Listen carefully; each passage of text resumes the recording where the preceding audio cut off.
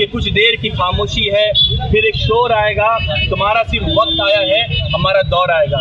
कि उलमा हमारे सर के ताज है और हम सभी मुफ्ती सलमान अजहरी के साथ मोइन मियां अशरफ साहब दामद बरकातुहू, उनका भी स्टेटमेंट आया है कि मुफ्ती सलमान साहब के ऊपर जो केस किया वो गलत किया और कानूनी कार्रवाई की जाएगी।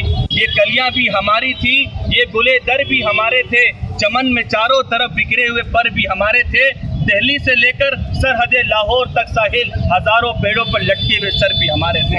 हम उलमा ने इस देश को आज़ाद कराया है, हम इस देश को एक बनाएंगे, सुपर पावर बनाएंगे और जो ख्वाब डॉक्टर बाबा साहब अम्बेडकर ने देखा था, मौलाना अबुल कलाम आज़ाद साहब ने देखा था, हम उस ख्वाब को पूरा करेंगे इंशाअल्लाह। सबसे पहले आप लोगों के सामने बहुत जिम्मेदारी के साथ कहना चाहता हूँ कि उलमा हमारे सर के ताज है और हम सभी मुफ्ती सलमान अजहरी के साथ हैं।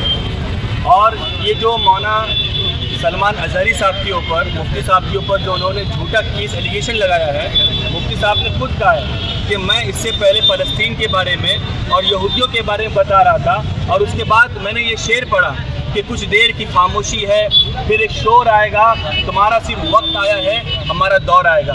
हमने सीनियर साहब से ये बात की है और हमारी पूरी टीम एनसीपी के हमारे जफर नुमानी साहब, नाइक मैडम और मौलाना अजमल साहब, हमारी पूरी टीम साथ में थी।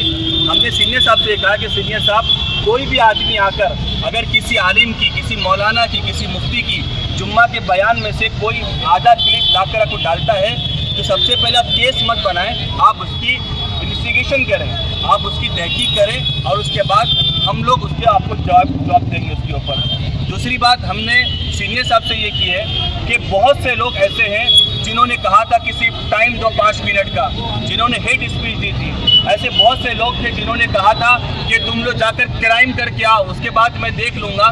तो हमने सीनियर साहब से कहा जब सुप्रीम कोर्ट का ये ऑर्डर है सो मोटो का कि विदाउट FIR उनके ऊपर केस रजिस्टर हो हेट्रेड का, तो उनके ऊपर हेट्रेड का केस रजिस्टर नहीं होता है। इस तरह की डेप्रिसिएशन, इस तरह की अलग बर्ताव नहीं होना चाहिए जिससे समाज के अंदर गलत मैसेज जाए। बहुत सारे उलमाए कराम की कमेटी बैठी है, सुन्नी जमात की कमेटी बैठी है, जमीयत उलमा की कमेटी बैठी है। उन लोगों ने आज मशवरा किया, उन्होंने कॉन्फ्रेंस किया। मौलाना मोइन मियां अशरफ साहब दामद बरकातुहू, उनका भी स्टेटमेंट आया है कि मुफ्ती सलमान साहब के ऊपर जो केस किया वो गलत किया और कानूनी कार्रवाई की जाएगी। और हम सभी लोग कानून के ऊपर बिलीव करते हैं, संविधान के ऊपर बिलीव करते हैं और हम उलमा नहीं चाहते कि देश के हालात ख़राब हो। कि हमने इस मुल्क को बड़ी तकलीफ के साथ, बड़ी कुर्बानी के साथ हमने आज़ाद कराया था। मैं अपनी आज़ादी बयान करना चाहता हूँ, ये कलियाँ भी हमारी थी, ये गुले दर भी हमारे थे, चमन में चारों तरफ बिखरे हुए पर भी हमारे थे, दिल्ली से लेकर सरहदे लाहौर तक साहिल हजारों पेड़ों पर लटके हुए सर भी हमारे थे। हम उलमा ने इस देश को आज़ाद कराया है, हम इस देश को एक बनाएंगे, सुपर पावर बनाएंगे और जो ख्वाब डॉक्टर बाबा साहब अम्बेडकर ने देखा था, मौलाना अबुल कलाम आज़ाद साहब ने देखा था, हम उस ख्वाब को पूरा करेंगे इंशाअल्लाह। सलमान अजहरी साहब को जो अरेस्ट किया गया है, हमारे मुफ्ती साहब के क़यादत में हम लोग यहाँ पर आए थे एक डेलीगेशन देने के लिए कि जो उनको अरेस्ट किया गया है, उनकी जो स्पीच थी वो आधी स्पीच को चला करके किसी ने उसको एटीएस को दिया और एटीएस ने उनको गिरफ्तार किया। हम फिर रिक्वेस्ट करना चाह रहे थे, ये सर को हम रिक्वेस्ट करने आए थे, मुफ्ती साहब तमाम लोग यहाँ पर मौजूद थे, हम लोग आए थे उनसे मिलने के लिए कि ये जो अरेस्ट किया गया है उसकी निष्पक्ष जाँच होनी चाहिए। इस तरीके से कोई किसी के ऊपर भी एलिगेशन करता है, कोई भी छोटी सी क्लिप काट करके दे देता है और उनको अरेस्ट कर लिया जाता है, क्योंकि एक धार्मिक मामला है, बहुत बड़ा मामला है, बड़े समुदाय से जुड़ा हुआ मामला है। मौलाना अजहरी सलमान अजहरी साहब को जो गिरफ्तार किया गया है, उनकी हिमायत में हम लोग आए थे। हम लोग ये चाहते हैं उनको जो अरेस्ट किया गया है, अरेस्ट करने का मकसद ये क्या मकसद है, किस वजह से अरेस्ट किया गया है, जो स्पीच को, जो थोड़ी सी स्पीच को चलाया गया है, हम चाहते हैं कि आगे पीछे की स्पीच को भी चेक किया जाए। और मौजूद क्या था, उन्होंने फ़लस्तीन को ऊपर कोई शेर कहा था कि तुम्हारा वक्त आया है, हमारा दौर आएगा, इस तरीके की समथिंग कुछ बात उन्होंने एक शेर कहा था। उस पर इतनी बुरी तरीके से उनको एटीएस ने गिरफ्तार कर लिया। अब उनको गिरफ्तार कर लिया, अब उनको साबित करने में कई सदियाँ बीत जाएंगी अपने आप को बेवकूफ़ साबित करने के लिए।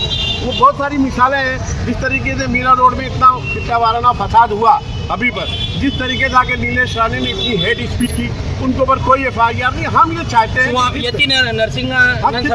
हम यहाँ की करंट की बात बता रहे हैं, हम ये चाहते हैं कि हिंदुस्तान में तमाम समुदाय मिलजुल करके रहते, जो लोग इस तरीके की नफरत फैलाते हैं उनके ऊपर कानूनी शिकंजा किया जाए। जो शहर के जिम्मेदार हैं, वो चाहे कोई भी मौजूद हो, चाहे वो किसी समाज से जुड़ा हुआ हो, और किसी समाज के बारे में अगर गलत अफवाह फैलाई जाती है या उनको गलत काम उनके साथ बर्ताव होता है या उनके ऊपर जुल्म ज्यादती होती है, तो हमेशा शहर के हिंदू समाज, जो हमारा मुमरा का हिंदू समाज, तमाम लोग मिल करके उसके खिलाफ आवाज़ उठाते हैं। ऐसी बातें नहीं है। हम आपको ऐसी 1000 मिसालें पेश करेंगे। हमारे न्यूज चैनल्स को सब्सक्राइब करें, लाइक करें, कमेंट्स करें, शेयर करें और घंटी का बटन प्रेस करें ताकि आने वाली हर वीडियो और अपडेट्स की नोटिफिकेशन आप सभी को मिलती रहे। जय हिंद, जय महाराष्ट्र।